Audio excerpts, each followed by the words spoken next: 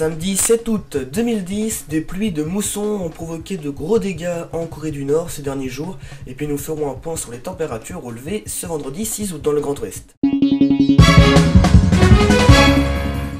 Plus de 5000 maisons, des bâtiments publics et des milliers d'hectares de cultures ont été détruites, 15 000 hectares selon les derniers chiffres publiés en Corée du Nord, a annoncé l'agence de presse nord-coréenne ce vendredi matin. Le fleuve Tumen, qui est la limite entre la Chine et la Corée, a atteint un niveau record ces 15 derniers jours. On ne connaît pas encore le nombre total de personnes décédées dans ces intempéries, mais dans la seule province de Jilin, les autorités annoncent la mort de 70 personnes et plus de 800 000 autres ont été forcés d'évacuer leurs habitations. La Corée du Nord est en pleine période de mousson de juillet à mi-septembre.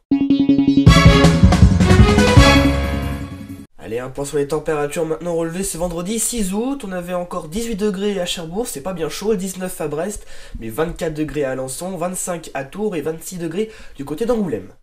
C'est la fin de ce journal, merci à vous de l'avoir suivi, on se retrouve comme d'habitude ce lundi 9 août. Tout de suite, je vous retrouve pour une nouvelle météo des allergies.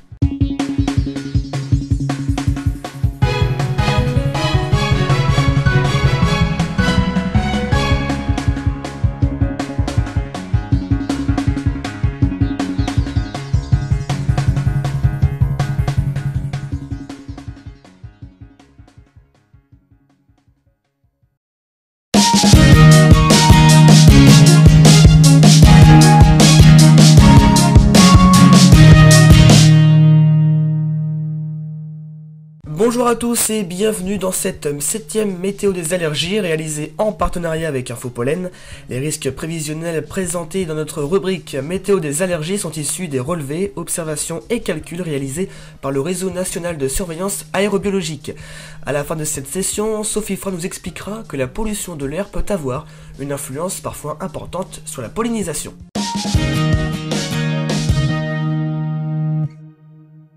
On prend les mêmes et on recommence. Pour cette semaine du 7 au 13 août en Basse-Normandie, seules les graminées resteront présentes avec un risque faible de 1 sur 3.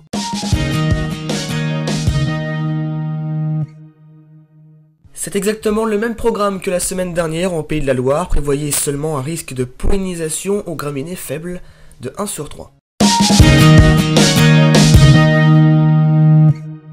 Chaque semaine sur préviwest.fr dans notre météo des allergies, Sophie Fra, analyste pollinique au centre hospitalier de Dinan, nous parlera des risques polliniques en nous révélant ses conseils pour lutter efficacement contre toute forme d'allergie. Bonjour Sophie. Bonjour. Alors avec vous, la semaine dernière, on a évoqué le lien entre la météo et les pollens. Cette fois-ci, est-ce que la pollution de l'air a une influence sur l'importance de la pollinisation, Sophie ? Alors, elle a une influence sur plusieurs choses, la pollution. Elle a d'abord une influence sur la pollinisation parce que, on dit que la pollution va stresser l'arbre et en fait les arbres ou les fleurs vont se sentir agressés, vont avoir peur de ne pas pouvoir se reproduire puisque la pollinisation sert à la reproduction des plantes. Et donc cela va engendrer une surproduction de grains de pollen de sorte à être sûr que la reproduction ait lieu.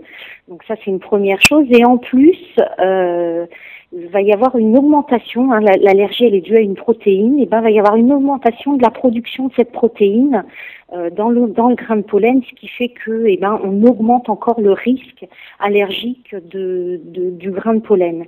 Et puis ensuite, il se passe une deuxième chose, c'est que la pollution, la pollution atmosphérique, ce sont des petites particules de polluants qui se déplacent dans l'air.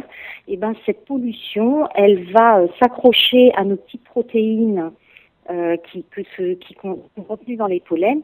Et donc, quand on va inhaler ces particules de pollution, on va aussi inhaler cette protéine qui va descendre plus profondément dans les voies aériennes supérieures, ce qui fait qu'on peut avoir des allergies qui sont un peu plus graves en fait.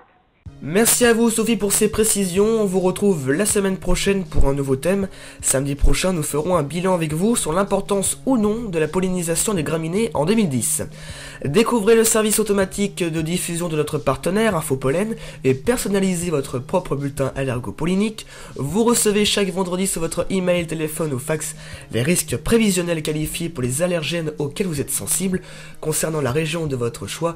Rendez-vous dès à présent sur www.infopollen.com dont l'adresse s'affiche en bas de votre écran. Cette météo des allergies touche à sa fin, merci à vous de l'avoir suivi. Votre prochain bulletin c'est samedi prochain avec Sophie Frein. Excellente semaine à vous et merci de votre fidélité.